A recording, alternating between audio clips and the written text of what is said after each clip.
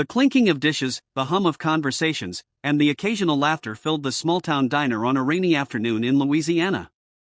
For most people, it was just another ordinary day, but for Sarah, the young waitress working her double shift, it felt like the weight of the world was pressing down on her shoulders.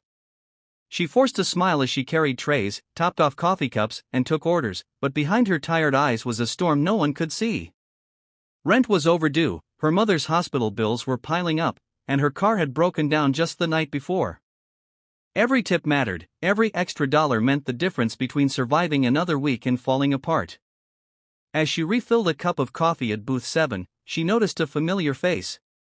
Sitting quietly with his glasses resting low on his nose was Senator John Kennedy, known for his sharp wit and unapologetic honesty. She almost didn't believe it at first. What was he doing in such a small-town diner, alone, with no staff around him? She tried not to stare, keeping her professionalism intact, but she couldn't shake the feeling of nervousness. "Good afternoon, sir," she said with a polite smile. "What can I get you today?" Kennedy looked up, giving a gentle nod. "Ma'am, I'll take whatever you recommend. I figure if anyone knows what's good here, it's you." The simple kindness in his voice made her relax a little. She suggested the diner's chicken fried steak special, and he agreed without hesitation. As she walked back to place the order, she couldn't help but think about how surreal it felt serving someone of his stature while she was quietly drowning in her own troubles.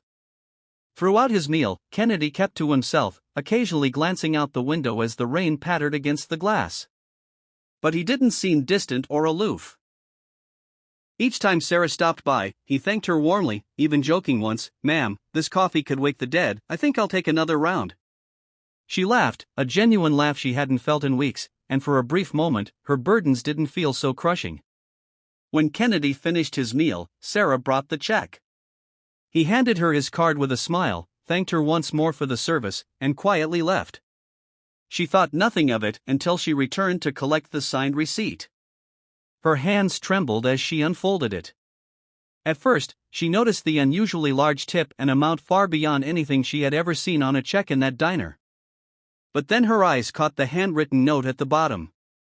It read, "For someone who works as hard as you, life should be kinder.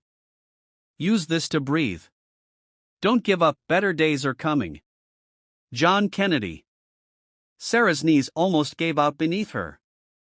She clutched the check to her chest and tried to hold back tears, but the dam broke.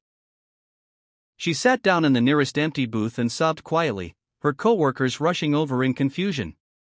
To them, it was just a receipt, but to her, it was hope. That tip wasn't just money. It's